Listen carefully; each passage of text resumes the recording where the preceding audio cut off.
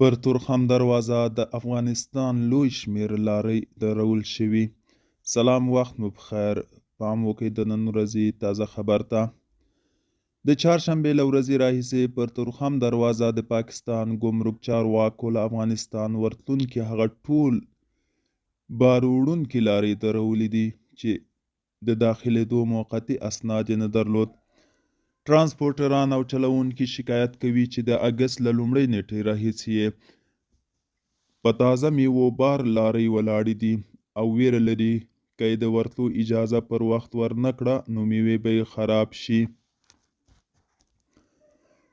یاد دې وي چې د سږنې کال په مارچ میاشت کې د پاکستان حکومت د افغانستان ډرایورانو او د هغوی کلینرانو ته امر کړی و چې د جولای میاشتې تر 31 نیټې دې د داخلېدو موقتي اسناد جوړ کړي، ګنې تر هغه وروسته به پرې تورخم نشي ورتېرېدلی. پر تورخم یو پاکستاني چارواکي د نوم نه ښودو په شرط امریکا غږ ته وویل تر دې د افغانستان ډرایورانو د داخلېدو موقتي اسناد نه دي جوړ کړي، نو ځکه به دغه لارۍ تر هغو ولاړې وي چې حکومت راته بل امر نه وي کړي.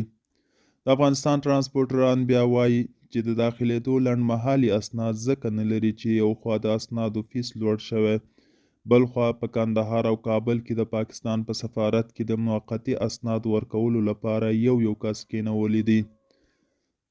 د افغانستان د بار وړونکو لاریو د اتحادیې یو مشر حاجي محمد نور احمدزی له امریکا غږ سره په خبرو کې ویل موږ ډېرې ستونزې لرو. لومړی به د اسنادو جوړېدو لپاره $100 فیس اخیستل کېدو، خو اوس $300 او $400 پورې زیات کړی دی. نوموړی زیاتوي د لاریو ډرایوران چې کله له کوره وځي نو څو میاشتې بهر تېروي، څوک په لاهور کې وي، څوک په پېښور کې، څوک په کوټه او کراچۍ کې وي، نو هغوی خو له دې موقتي اسنادو ګر سره خبر نه دي. پر تورخم د ډیورند کرښې پورې غاړه په دومره شمېر کې لارۍ ولاړې چې له لاسه یې ترافیکي ستونزې زیات شوي.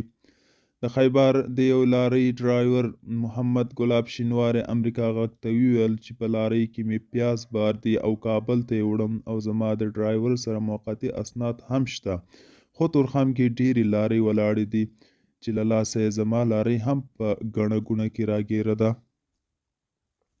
په پیښور کې د افغانستان او پاکستان د سوداګرۍ ګډې خونې چارواکي وایي کله چې سوداګري ورو شي یا ودرېږي نو د دواړو هیوادونو تاوان دی.